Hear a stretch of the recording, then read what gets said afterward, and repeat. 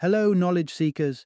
In this episode of 20-Minute Books, we delve into Winners Take All by Anand Giridharadas, a revealing examination of the paradox within global philanthropy and activism. Published in 2019, this insightful book uncovers the sophisticated methods the global elite use to maintain the status quo under the guise of creating positive change. Giridharadas exposes how efforts by the wealthy to address the world's problems often perpetuate the very injustices they claim to be solving, masking their role in these issues with the language of change and reform. Anand Giridharadas, a best-selling author, editor-at-large for Time magazine, and former foreign correspondent and columnist for the New York Times, brings his vast experience and sharp analysis to the table. His work has graced the pages of The Atlantic, The New Republic, and The New Yorker, making him a respected voice on issues of justice and equity. Giridharadas is also known for his books The True American and India Calling, which further explore themes of cultural and social dynamics. Winners Take All is a must-read for global citizens concerned about social justice, individuals seeking to understand the mechanisms through which the rich and powerful dominate global affairs, and even plutocrats interested in introspection. By providing a critical assessment of modern-day philanthropy and its limitations, Giridharadas invites readers to question the existing systems of power and to imagine new pathways toward equitable change. Join us as we explore how, despite noble intentions, the current approaches to solving the world's problems often fall short, and what can be done to truly make a difference.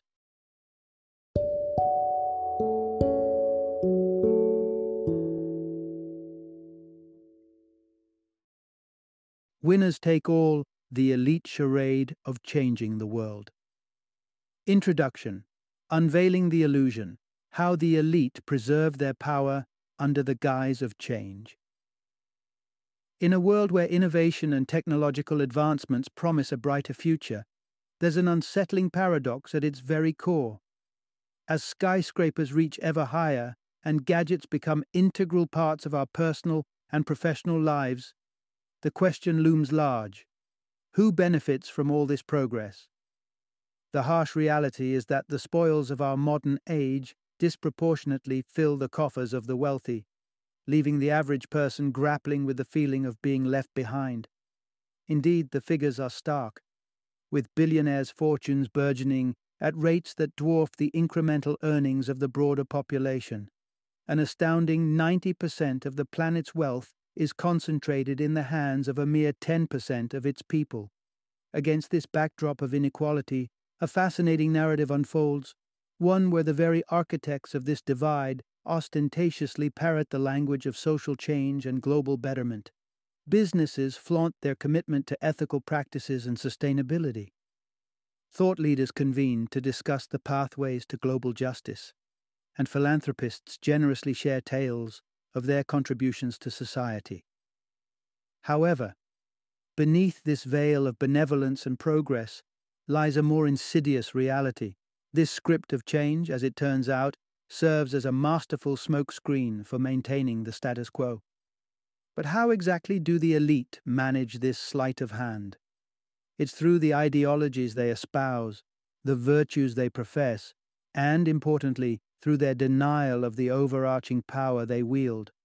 This power, unseen yet omnipresent, orchestrates a world where the elite not only dictate the terms of progress, but also ensure that they remain firmly at the helm, benefiting extensively from the structures of global capitalism.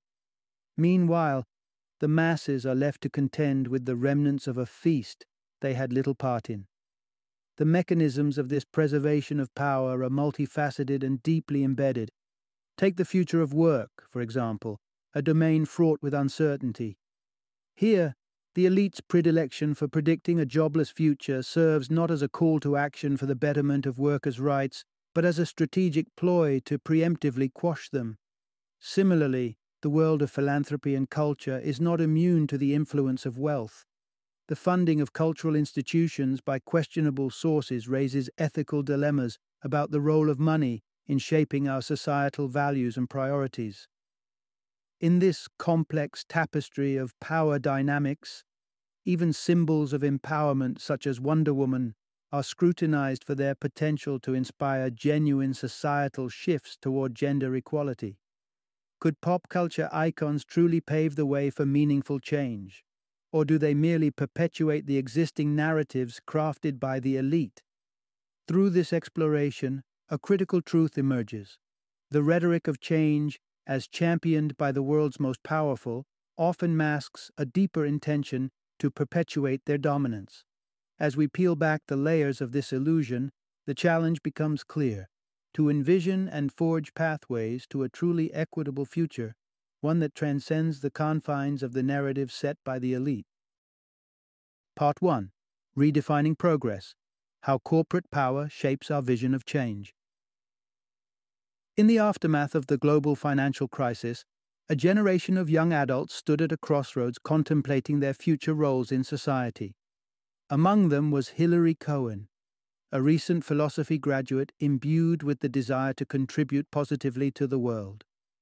As she navigated the possibilities, from nonprofit work to religious leadership, Cohen gravitated toward a more contemporary solution: harnessing the power of entrepreneurship for social good.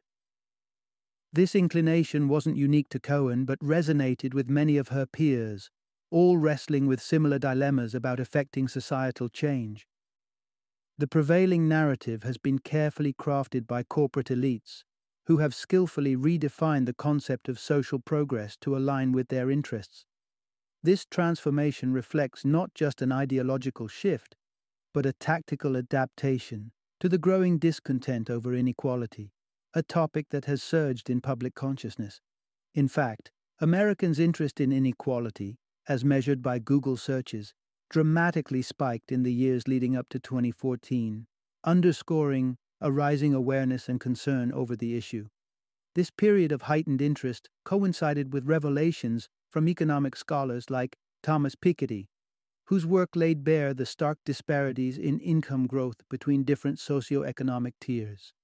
Piketty's findings illustrated that, while the top 10% of earners saw their incomes soar, the remaining half of the population experienced negligible increases, a mere $200 over several decades. It was against this backdrop of glaring economic disparity that young adults like Cohen felt compelled to act. The conviction that business and capitalism could be leveraged as instruments of social change took hold, leading Cohen to pivot her career toward management consultancy. In her mind, this path offered a pragmatic way to address societal issues using the very mechanisms of the system that many critiqued for creating them in the first place. What Cohen and her peers were subscribing to, perhaps unknowingly, was the ideology of neoliberalism. At its core, neoliberalism champions the virtues of the free market, positing that the pursuit of individual goals within this system, minimally encumbered by regulation or state intervention, ultimately leads to the greatest happiness and prosperity for all. Within this framework, large corporations and the business elite are viewed as agents of change, uniquely positioned to apply their acumen to tackling challenges like poverty through market-based solutions. However, this approach carries significant risks, particularly in terms of power dynamics and the distribution of resources. By placing the wealthy and the corporate elite at the helm of social change initiatives, difficult but necessary conversations about inequality and power distribution are often sidelined. The underlying conflict is clear. For a more equitable sharing of resources to occur, those in positions of power would need to cede some of their privilege, an action that stands in direct opposition to the preservation of their status. Thus, the redefinition of social progress by corporate interests not only shapes public perceptions, but also mitigates challenges to their authority, ensuring that the status quo is maintained under the guise of societal advancement. Part 2. The mirage of the win-win scenario: balancing the scales of inequality and progress. The notion of a win-win outcome, where every situation holds a promise of mutual benefit for all parties involved, has long been championed by the successful and the aspirational alike. This concept, popularized by the influential book The 7 Habits of Highly Effective People, suggests an ideal of harmony and reciprocal gain in every endeavor. While commendable in theory, particularly in personal development, the application of this principle by society's elite layers reveals a more complex and often problematic reality. The essence here is that the win-win doctrine, as wielded by the powerful, offers the illusion of universal benefit. It perpetuates the belief that the prosperity of the already prosperous naturally cascades to everyone else, insinuating that meaningful social change can be achieved without sacrifice or discomfort. This narrative promises a world where corporate gains and societal advancement go hand in hand, creating a picturesque yet misleading portrayal of progress. Yet, reality stubbornly resists such simplistic formulations. Consider the pursuit of technological advancements aimed at boosting productivity. Justin Rosenstein, notable for his role in creating Facebook's like button and later for his venture into developing collaboration software, embodies this ethos. Rosenstein's belief that technology can foster greater efficiency across sectors, from healthcare to government and beyond, seems like a straightforward application of win-win thinking. However, this perspective fails to account for the deeper systemic imbalances it glosses over. The unsettling truth is that while the United States has seen remarkable leaps in productivity over the last few decades, these gains have not been equitably shared. A substantial portion of society has seen little to no increase in wages, despite contributing to this surge in efficiency. Data from the Economic Policy Institute starkly illustrates this disconnect.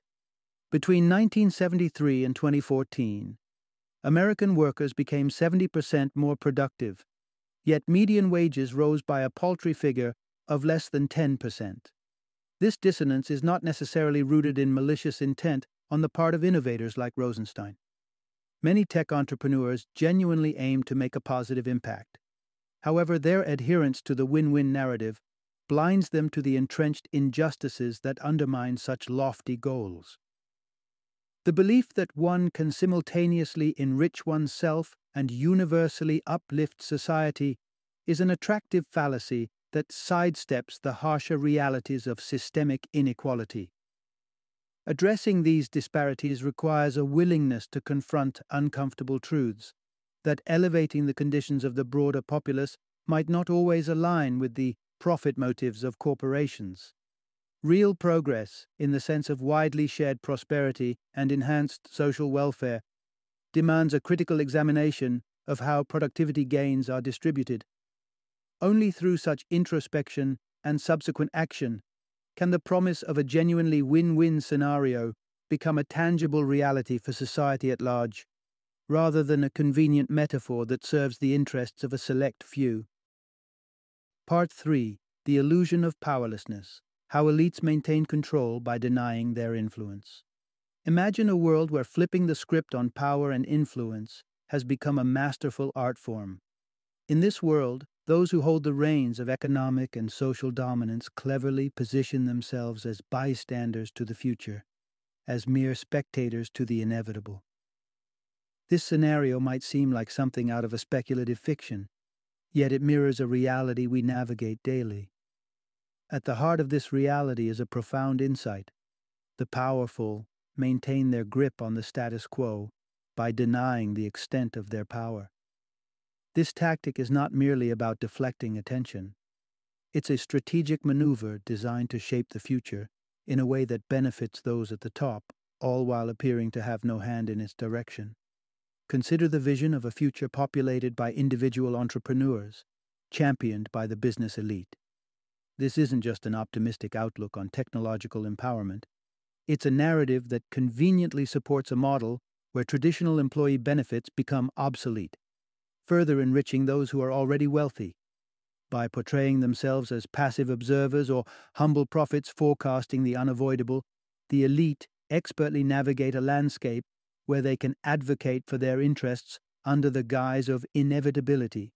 This portrayal serves a dual purpose. It pushes for a specific version of the future beneficial to them and dodges the responsibility that comes with power.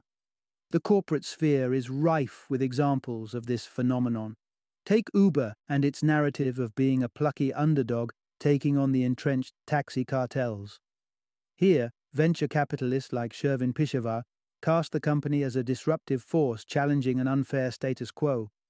Yet, when scrutinized for its treatment of drivers, Uber's defense in court paints a different picture, one of a mere technology platform that connects drivers and passengers, ostensibly absolving it of responsibilities typically shouldered by employers. However, this claim of powerlessness was critically examined by Judge Edward Chen, who highlighted the considerable authority Uber wields over its drivers, from setting detailed behavioral expectations to terminating their employment for minor infractions. This situation starkly illustrates the contradiction at play, the denial of power as a facade for its exercise. Indeed, the strategy of denying power serves more than to sidestep accountability. It's a mechanism through which control is preserved and profit is maximized, all while the facade of egalitarian progress is maintained. Through this lens, the narratives spun by the powerful are revealed not just as visions of the future, but as blueprints for a world optimized for their benefit. A world where their role as architects is obscured by the illusion of inevitability and powerlessness. Part 4. The Rise of Thought Leaders. How Simplistic Solutions Uphold the Status Quo. In an era where the pace of information exchange has accelerated, the streams through which we consume ideas have also transformed. Gone are the days of leafing through dense political treatises in our leisure time for most. Instead, we're more likely to engage with ideas in the concise, digestible format of a TED Talk or a viral think piece.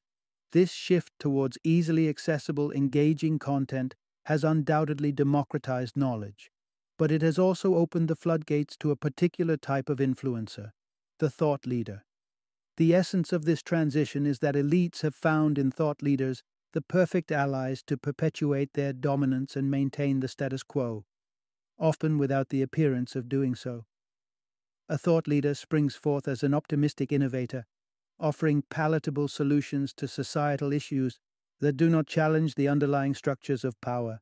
They focus on the fixable aspects of complex problems, presenting them as hurdles that can be overcome with the right attitude or approach, thereby avoiding the messiness of systemic change. Consider the pervasive issue of gender inequality in professional and public spheres. While feminists and scholars might delve into the deep-rooted societal norms and power dynamics contributing to this disparity, proposing solutions that often require significant shifts in perspective and sacrifice from those in power, thought leaders offer a different narrative. An emblematic example of this can be seen in one of the most popular TED Talks, where social psychologist Amy Cuddy suggests that women can confront gender inequality by adopting a power pose reminiscent of Wonder Woman. This notion, while empowering on an individual level, simplifies the complex machinery of discrimination into something that can seemingly be addressed through body language. It's an alluring proposition that bypasses the need for systemic reform, presenting a solution that doesn't disrupt the existing power structures. Essentially, it allows those in positions of power to nod towards progress without relinquishing any control or confronting their accumulated advantages. Such optimistic, surface-level interventions are characteristic of thought leadership and align perfectly with the interests of the elite, who are invested in a narrative of progress that doesn't endanger their position at the top. By championing ideas that require no fundamental change, thought leaders inadvertently become instruments in the service of preserving the status quo. This orchestration ensures that the facade of social advancement is maintained. Simultaneously, the deeper, more uncomfortable conversations about power redistribution and systemic overhaul are sidestepped. In this manner, thought leaders, possibly with the best intentions, contribute to a societal stagnation where substantive change is sacrificed on the altar of palatable, quick fixes. It's a cunning arrangement that allows the elite to appear engaged with societal betterment while ensuring that their hegemony remains unchallenged. Part 5. The Limitations of Corporate Problem-Solving on Social Issues. Step into the high-pressure world of job interviews at elite consultancy firms, where you might be asked to estimate the number of ping-pong balls that could fit into a Boeing 747. This isn't just a test of your numerical prowess. It's a challenge designed to assess your ability to tackle problems with a refined, logical methodology, breaking them down into manageable parts, analyzing them with data, and pitching a coherent solution. This approach, championed by firms like McKinsey, has set the gold standard for problem solving within the corporate realm. But does this model hold up when we venture beyond the boardroom and into the realm of social issues? The central concern here is the significant oversight that arises when business-centric problem-solving tactics take center stage in addressing complex social concerns. While McKinsey's formula for dissecting and solving problems has propelled it to the pinnacle of corporate success, its application beyond corporate interests often leads to a glaring neglect of the nuanced realities of human lives and the unintended consequences that such methods can induce. Consider the relentless pursuit of optimization in the business world. To a corporation like Starbucks, the primary aim is to fine-tune operations to peak efficiency and profitability. However, when such practices dictate the scheduling of employees with ruthless precision, prioritizing business needs above all, the collateral damage is significant. Workers find themselves trapped in a cycle of unpredictable hours, unable to foresee their earnings, manage their expenses, or secure reliable childcare. A stark illustration of how an optimization-first approach can wreak havoc on the stability and well-being of individuals. The ramifications become even more pronounced when business strategies are employed as the primary lens through which global social challenges are viewed. This perspective inherently favors the powerful, glossing over their potential complicity in the issues at hand. Take the case of global poverty, an arena where corporations often tout business as both the hero and the solution.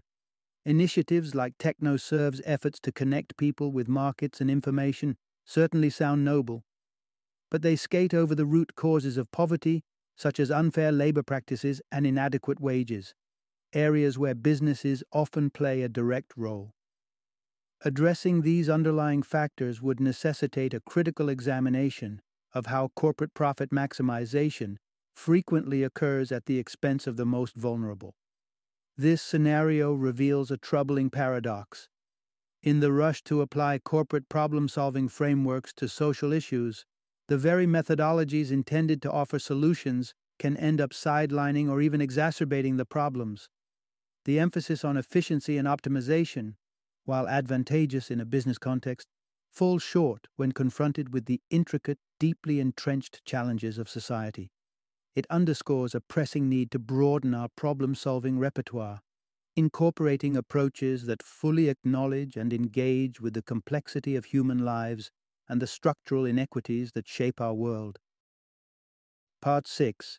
The Veil of Philanthropy, Masking Wealth's Unjust Roots. Imagine strolling through the prestigious corridors of some of the world's most renowned museums, admiring the art housed within the Sackler Wing. This name, adorning the halls of cultural institutions from New York to Paris, represents not just philanthropy, but a legacy carefully constructed by one of America's wealthiest families, the Sacklers. At first glance, their generous contributions to the arts might seem like the epitome of giving back. Yet, beneath this veneer of benevolence lies a complex and troubling narrative that underscores a significant issue. Wealthy individuals often use philanthropy as a cloak to obscure the questionable foundations of their fortunes. The crux of this matter lies in understanding the source of the Sacklers' immense wealth and the dualism inherent in their philanthropy. This wealth was generated by the aggressive marketing and sales of OxyContin, a potent painkiller developed by their pharmaceutical company, Purdue. While on the surface, the Sacklers' donations to museums might appear as acts of unparalleled generosity, a deeper investigation reveals a connection to a national crisis, the opioid epidemic in the United States, which has claimed thousands of lives due to addiction and overdose. The opioid crisis, fueled in part by the widespread use of OxyContin, highlights a disturbing contradiction between the Sacklers' public image as philanthropists and the social damage their business has inflicted.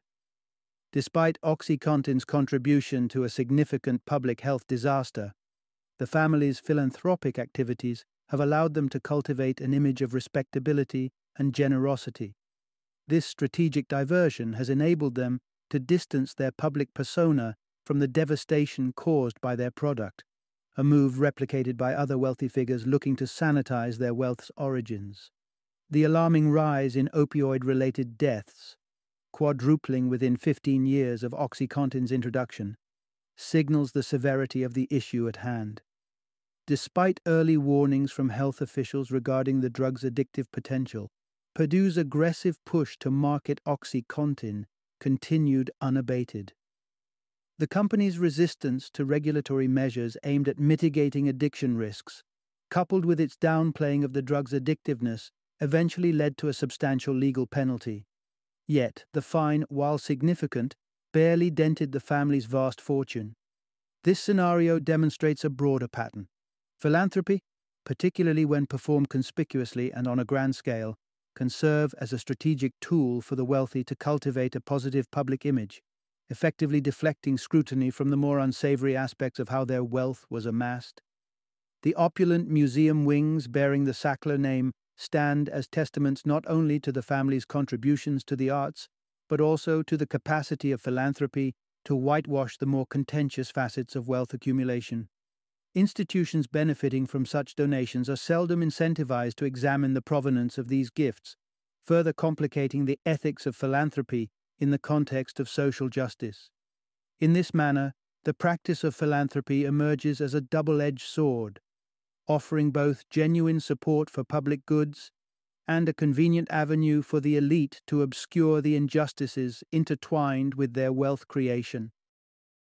Part 7. A World Divided. The growing chasm between global elites and the masses. In September 2016, a gathering of the world's elite at the Clinton Global Initiative highlighted a perplexing question troubling their ranks: why the widespread animosity toward them from the general populace? This moment of introspection among the socially conscious elite was indicative of a larger, unsettling reality. The world is starkly divided between those who benefit from the machinery of global capitalism and those who find themselves sidelined, unable to partake in its rewards. This division has fueled a palpable anger towards the global elite, an anger manifesting across different geographies and political landscapes. From the unexpected rise of Donald Trump and Brexit to the increasing popularity of right-wing parties across Europe, a pattern of rejection has emerged against the elite's vision of a borderless, technocratic world governed by the principles of unfettered market mechanisms.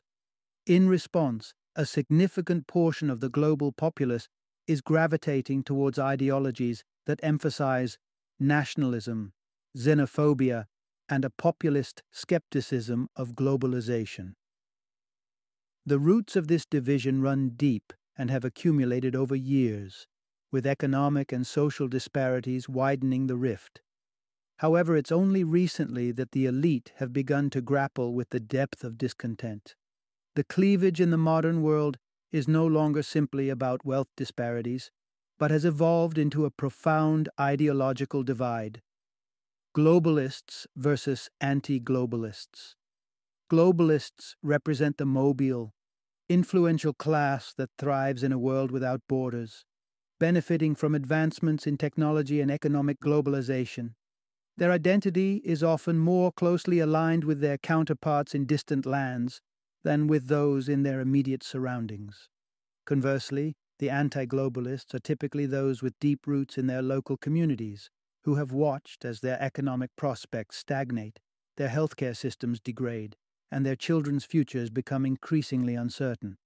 This group feels forgotten by a global elite that appears to prioritize profit and international interests over local well-being. This stark contrast has led to a rejection of the notion that the prosperity of the elite somehow trickles down to benefit everyone. It's a rejection of being governed by a distant class whose decisions seem disconnected from the everyday realities of those struggling to make ends meet. The plea for attention and respect from the masses confronts an elite potentially unwilling to relinquish any part of their privilege for the greater good. The evolving world order, characterized by this profound divide, raises critical questions about the sustainability of global capitalism as it currently operates. It's a call to action for the elite to recognize the consequences of unchecked profit motives and to consider more equitable and inclusive approaches. Whether this call will be heeded remains an open query, but what is clear is that the status quo is increasingly untenable for the vast majority, signaling a possible tipping point in the global socio-economic landscape. Final summary. The seductive narrative peddled by the global corporate elite has effectively ensnared us into believing that the path to a better world is exclusively through their tools and methodologies. This influential group, adept at weaving tales of benevolence and progress, purports to champion the cause of social justice. Yet, beneath the surface of their philanthropic endeavors and innovative solutions lies a starkly different reality. A reality where strategies and maneuvers are meticulously designed to preserve the status quo rather than disrupt it. Central to this preservation is the role of thought leaders, the charismatic proponents of change, whose eloquent speeches and convincing presentations are all but a facade for maintaining the existing power dynamics. These figures, celebrated for their insights and forward thinking, are, in fact, instrumental in upholding the interests of the powerful. Through their rhetoric of optimism and selective problem-solving, they divert attention from the root causes of societal issues, offering surface-level fixes that fail to challenge the fundamental inequalities. The elite, for their part, employ a variety of tactics to ensure their continued dominance. From co-opting the language of social change to strategically deploying their wealth in philanthropy, they craft an image of themselves as harbingers of progress. Yet, this image belies their vested interest in a system that privileges their prosperity at the expense of genuine societal advancement. The win-win scenarios they espouse, the denial of their power, and the manipulation of public discourse through thought leaders are but components of a larger scheme to perpetuate their influence. In essence, the corporate elite's claim to be working toward the betterment of all is a carefully constructed illusion, one that masks their relentless pursuit of maintaining control. While they present themselves as the vanguards of innovation and equity, their actions and priorities tell a different story, one of prioritizing self-preservation over meaningful change. It's a revelation that calls into question the very foundations upon which their authority is built and challenges us to rethink who truly has the power to effect positive change in our world.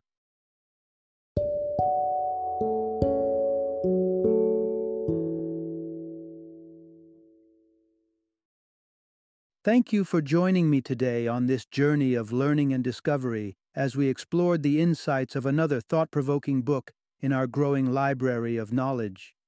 If you've enjoyed our time together, please take a moment to follow our podcast, give us a 5-star rating, and share 20-minute books with other knowledge seekers. Your support truly means a lot.